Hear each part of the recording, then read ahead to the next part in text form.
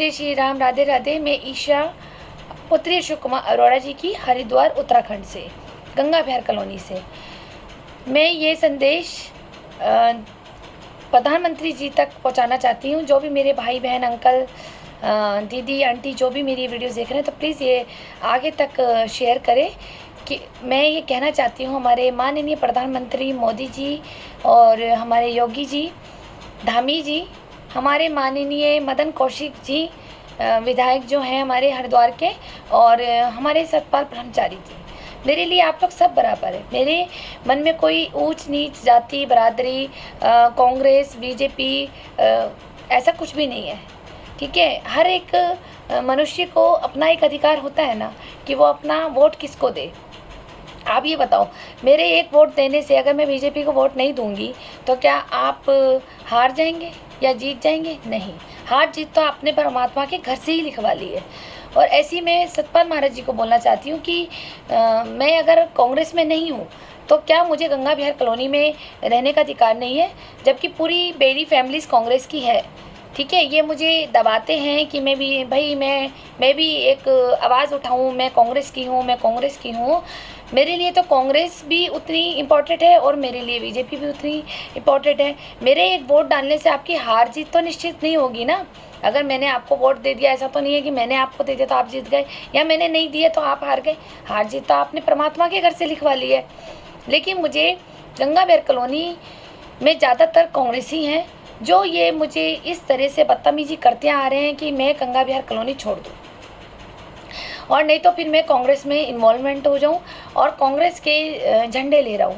आप इतना मजबूर कर रहे हैं, आपको क्या लगता है क्या मुझे बीजेपी वाले मुझे पदाधिकारी बना देंगे, या मैं कोई चुनाव लड़ लूँगी, या मैं माननीय मदन कौशिक जी की सीट ले लूँगी, विधायक बन जाऊँगी? नहीं, अपने को तो राजनीति ही समझ नहीं आती और ना मैंने राजनीति में आगे पैर बढ़ाना है। हाँ, एक नागरिक हूँ, एक नागरिक के उससे नागरिक होने के कारण और एक इंसानियत होने के कारण मुझे एक दूसरों की हेल्प करने का शौक़ है, और वो हेल्प तभी होती है जब कोई कलम मिल जाए, ठीक है। अब कलम लेने के लिए ज़रूरी तो नहीं है कि मुझे बीजेपी ज्वाइन करनी पड़ेगी या मुझे कांग्रेस ज्वाइन करनी पड़ेगी।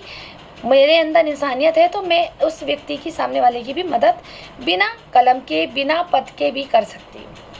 आप लोगों से मैं ये पूछना चाहती हूँ कि अगर मैं कांग्रेस में नहीं हूँ तो क्या मुझे गंगा विहार कॉलोनी में क्या मुझे अधिकार नहीं है रहने का? अगर भाई मेरा एक ही तो वोट नहीं है कि मैं कांग्रेस में नहीं हूँ, ठीक है। और बीजेपी, आपको लगता है मैं बीजेपी में हूँ तो क्या मैं बीजेपी जी को, जो मदन कौशिक को मैं एक वोट डालती हूँ, क्या आपको लगता है कि खाली वो मेरे वोट से जीत रहे हैं? नहीं, आप गलत है। आपको ये लगता है कि मैं आपको वोट दे दूंगी तो आप जीत जाएंगे, तो चलो ठीक है, मैं भी अपना वोट आपको दे देती हूँ। क्या जा रहा है? मतलब मुझे इस गंगा विहार कॉलोनी में रहने के लिए मुझे कांग्रेस ही बनना पड़ेगा। इतनी गुंडागर्दी हरिद्वार उत्तराखंड में गंगा विहार कॉलोनी में चल रही है कि ग्रुप ऑफ गैंग महिलाएं बन जाती हैं, जो औरतों को मारा जाता है, और आदमी जो लोग हैं वो भूमाफिया बने हुए हैं कि प्रॉपर्टियां हड़पते हैं। निसंतान इनका टारगेट होता है, निसंतानों पे, लाचार लोगों पे, घर में जो फैमिली इशू होते हैं, जो भाई भाई और सास बहुओं में नहीं बनती, उनकी प्रॉपर्टी पे, जो कमज़ोर होते हैं, जो राजनीति दल से मजबूत नहीं होते हैं, जो ईमानदारी के रास्ते पे चलते हैं, उनको ये लोग तंग करते हैं। हरिद्वार में ये हो रहा है। मैं जो भी मेरे भाई लोग देख रहे हैं तो प्लीज़ ये संदेश योगी जी महाराज तक तो जरूर पहुँचाएं। और ये भी कहा जाता है मोती बाज़ार में मेरे पिताजी की संपत्ति है, जो अखाड़े की आप लोगों की संपत्ति है, उसमें हम दोनों बेटियों को ये कहते हैं हम वारिस नहीं है। और वारिस ना दिखाने के चक्कर में ये लोग क्या करते हैं कि हमारा क्राइम कैसे बढ़ रहा है। मैं महाराज योगी जी को, प्रधानमंत्री जी को संदेश पहुंचाना चाहती हूँ कि हमारा क्राइम कैसे बढ़ रहा है कि लड़कियों जब देखते हैं कि पिता नहीं है दुनिया में, माता नहीं है दुनिया में, भाई इनका कोई नहीं है, पुत्रा अधिकारी पुत्र में नहीं है, सिर्फ पुत्राधिकारी बेटियां हैं, उन लोगों को ये भूमाफिया और ये ग्रुप ऑफ गैंग महिलाएं इनको परेशान करती हैं, प्यार के झांसे में ले जाती हैं, और फिर इनके साथ गलत आचरण करके, इनको गलत कामों में, कुकर्मों में लगा करके उनकी एक तो ये दलाली खाते हैं, फिर इनसे प्रॉपर्टी लेते हैं। और ये कहा जाता है कि मैं आदित्य योगी महाराज जी से, मुझे नाम नहीं पता, सॉरी, मैं योगी महाराज जी के नाम से ही याद रखती हूँ उनको, बुलडोज़र बाबा, ठीक है। तो क्या बुलडोज़र हरिद्वार में नहीं चलेंगे कभी? बताएं आप। यहाँ पे इतना उत्तराखंड में इतना प्रॉब्लम हो रही है, खासकर हरिद्वार देहरादून में, कि देहरादून में हमारे भी जब हमने प्लॉट लिया था तो 1-2 प्लॉट में क्या हुआ था इशू कि जब हमारी रजिस्ट्री हो रही थी तो उसके 4-4 मालिक निकल के आ गए। जी हाँ, ऐसे बहुत कांड देहरादून में हो रहे हैं कि एक प्रॉपर्टी के 4-4 मालिक, 5-5 मालिक निकल के आ रहे। बाद में पता चलता है कि ओरिजिनल मालिक ही जिंदा नहीं था और ये भूमाफिया ने कब्जा रखा था और नकली पेपर से रजिस्ट्रियाँ हो रखी थी। एक तो आप ये नियम ऐसा बनाए कि आपके पास ये सारी रजिस्ट्री ऊपर तक जाए पूरा, और ये भूमाफिया कम हो। और जो ये लड़कियों पे टारगेट बनाते हैं कि जिनके पिता नहीं है, भाई नहीं है और इनकी संपत्ति हड़पनी हो, तो पहले कोई एक लड़का इनको प्यार में फंसाता है, इन्हीं भूमाफिया का होता है, प्यार में फंसाता है और उससे लड़की आकर्षित होकर चली जाती है घूमने फिरने, और आप आगे समझदार है कि कहाँ तक उनका लिंक जुड़ जाता है। फिर उसके बाद उन्हीं की वीडियो बनाकर उन्हें टॉर्चर किया जाता है, फिर उनसे पिता की संपत्ति नाम करा ली जाती है धोखे से। जी हाँ, ये उत्तराखंड में चल रहा है, खासकर हरिद्वार में। मेरे साथ तो हुआ है, हमारे साथ तो हो रहा है, और भी भाई बहनों के साथ हो रहा होगा। जिनकी नी संतान है, जो अंकल आंटी बूढ़े हो जाते हैं बहुत ज़्यादा, उनके साथ भी अटैक करते हैं यहाँ पे भूमाफिया, उनको टॉर्चर करते हैं, कॉलोनी से निकालने के लिए बड़ी गंदी गंदी प्लानिंग करते हैं, डॉग्स रखते हैं, अनलिमिटेड भगवाते हैं। कोई बुजुर्ग बीमार हो तो सोचो वो पूरी रात पूरे दिन कैसे सोएगा। मेरे साथ तो ऐसे ही हुआ, मैं बुजुर्ग तो नहीं थी लेकिन डॉग्स रखे गए थे ताकि मैं यहाँ से 100 रुपये की चीज़ 10 रुपये में बेच कर इन भूमाफियों को चली जाऊं, या फिर मैं इस प्रॉपर्टी को यहाँ पर ताला लगा करके चली जाऊं कहीं और रहने रेंट पे, तो पीछे से ये कब्जा कर लेते हैं। यहाँ पे हरिद्वार में काफ़ी प्रॉपर्टी है कब्जा हो रखी है। मैं ये उन लोगों को भी कहना चाहती हूँ जिन लोगों ने, जो बाहर के लोग हैं, उन लोगों ने यहाँ पे कोई हरिद्वार में फ्लैट लेके रखे हुए हैं, प्रॉपर्टियाँ लेके रखे हुए हैं, तो कृपया आके समय समय पर जाँच करते रहें। यहाँ के भूमाफिया लोग ये कब्जे कर लेते हैं, रजिस्ट्रियाँ भी चेंज हो जाती हैं यहाँ पर। ये मैंने खुद देखा है, क्योंकि जब मैं देहरादून में प्रॉपर्टी लेने जा रही थी ये इशू बना था कि एक प्लॉट के 4 मालिक निकले थे। वो प्रॉपर्टी हमने छोड़ी, फिर हमने दूसरी खरीदी थी। तो इस तरह से ये बेवकूफ़ बनाते हैं, मिसगाइड करते हैं और लड़कियों पे अटैक करते हैं। मैं योगी महाराज जी से कहना चाहती हूँ, जो आपकी अखाड़े की संपत्ति, हरिद्वार में ज़्यादातर अखाड़े की संपत्ति है, मोती बाजार में आप ही का मकान है, और आप कहते हो बेटी बचाओ बेटी पढ़ाओ, बेटियां ही देश का नाम रोशन करेगी, बेटियां ही माँ बाप की सेवा करती हैं। अब बेटियों के लिए ये कहा जाता है कि बेटियां वारिस नहीं हैं, और मेरे से अखाड़े में किराया नहीं लिया जाता। मेरी भूमि और जो मेरी घर की छत है वो बहुत पुरानी हो चुकी है, जो हिल डुल रही है, जो मेरे को मेंटेनेंस के लिए परमिशन नहीं दी जाती है। मैं कारण जानना चाहूँगी क्यों मेंटेनेंस के लिए वो मुझे दी नहीं जाती है और किराया लिया नहीं जाता है। फिर ये इशू बना देंगे कि ये समय पे किराया देने नहीं आई थी, इसलिए हम संपत्ति को खाली करा रहे हैं, और मेरे को उसको मेंटेनेंस नहीं करने दे रहे हैं ताकि वो खंडर होकर के वो गिर जाए, नुकसान हो जाए, जिसमें 2-3 लोग भी मरेंगे वो, और उसके बाद वो प्रॉपर्टी हम आसानी से हड़प लेंगे। जो 100 रुपये की चीज़ है तो 10 रुपये में फिर ले लेंगे। तीसरा रीज़न ये है कि मेरी बहन अगवा कर रखी है किसी भूमाफिया ने मेरे पिता की संपत्ति हड़पने के लिए। वो उन्होंने पता नहीं उस लड़की किसे साइन करा लिए हैं या क्या करा लिया है, उसको गलत आचरणों में डाल दिया है इन लोगों ने, और वो मेरे से 5 साल से बिल्कुल भी टच में नहीं है।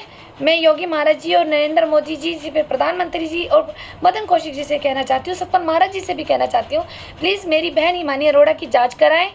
मेरे को वहाँ उस पिता की संपत्ति पे, प्रॉपर्टी पे आने नहीं देते। इसके पीछे कौन सा भूमाफिया है और मेरी बहन हिमानी अरोड़ा कौन से भूमाफिया के पास किडनैप हो रखी है। मुझे कोई पुलिस सपोर्ट नहीं कर रही है, कोई शासन प्रशासन कोई मुझे सपोर्ट नहीं कर रहा है। प्लीज़ मेरी ये वीडियो जो लोग देख रहे हैं उसे आगे तक पहुँचाएं। आज मेरे साथ हो रहा है, कल आप लोगों के साथ भी होगा। आप लोगों की भी संपत्तियाँ हड़पी जाएगी। कल आप दुनिया में नहीं होंगे तो आपके बच्चों के साथ ये भूमाफिया ऐसी ही करेंगे। अभी आज अगर 100 भूमाफिया है हरिद्वार में तो कल 1000 खड़े हो जाएंगे आपके बच्चों को बर्बाद करने के लिए, क्योंकि आप तो दुनिया में नहीं होंगे। इसलिए अगर आज नहीं रोकी ये लड़ाई तो ये कभी नहीं रुकेगी। आपके बच्चे आगे के लिए, भविष्य के लिए बर्बाद होने वाले हैं, आपकी संपत्तियाँ छीनी जाएगी।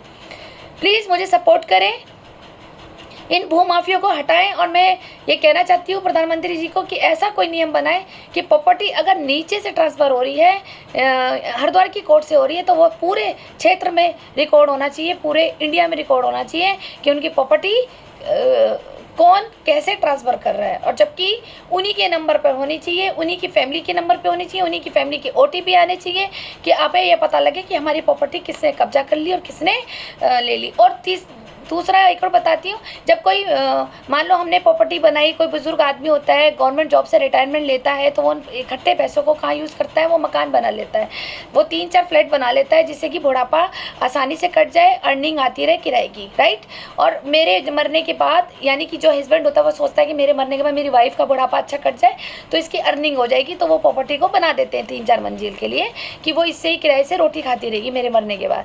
लेकिन क्या करते हैं, जब कोई बूढ़ा बूढ़ी जो कपल होता है वो रेंट पे रखते हैं, तो 2-3 महीने तो किराया देते हैं, भी 3-4 महीने तक किराया नहीं देते हैं, 5वां महीना 6ठा महीना किराया ही नहीं देते हैं। और जब हम चौकी में जाते हैं तो पुलिस भी सपोर्ट नहीं करती है, पुलिस भी नहीं सपोर्ट करेगी। क्यों? क्योंकि जो किराएदार है उसकी तो फिर पार्षद, नेता, मंत्री, पत्रकार इनसे बनी होती है, तो वो तो सपोर्ट करेंगे नहीं। और ऐसे ही भूमाफिया कब्जे कर लेते हैं, फिर बूढ़ा बूढ़ी को मार देते हैं। ये दिखा दिया जाता है कि बूढ़ा सीढ़ियों से गिर गया, या आत्महत्या कर ली, या ये गंगा जी में बह गया, क्योंकि पास में गंगा जी हैं, वहाँ पे वो पता लग जाता है। सुबह 4 बजे बूढ़ा बूढ़ी जा रहे हैं तो पीछा करके उनको गंगा जी में लात मार देते हैं अंधेरे में। ऐसा ये हरिद्वार में हो रहा है। मैं ये सच्चाई धीरे धीरे सब आगे भी बताऊँगी कि हरिद्वार में हो क्या रहा है। जब बूढ़ा बूढ़ी मर गए तो संपत्ति वो किराएदार पे आ गई, फिर तो वो मालिक हो गया, फिर जाकर के अपनी सेटिंग से पार्षद और नेता मंत्री और ये पत्रकारों से मिलकर के ये साइन करा लेते हैं। तो इस तरह से कब्जी जारी है।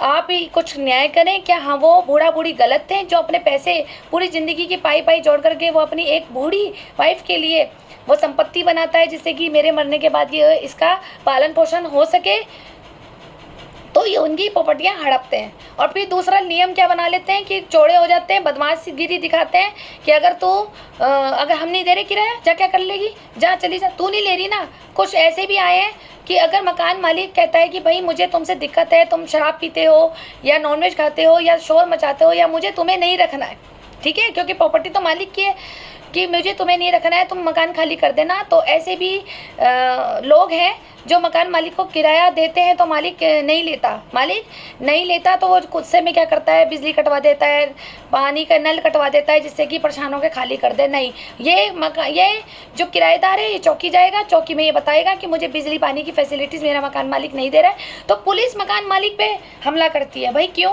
कहाँ का नियम है ये? है जिस आदमी ने अपनी प्रॉपर्टी बनाई है, क्या इन किराएदारों को हड़पने के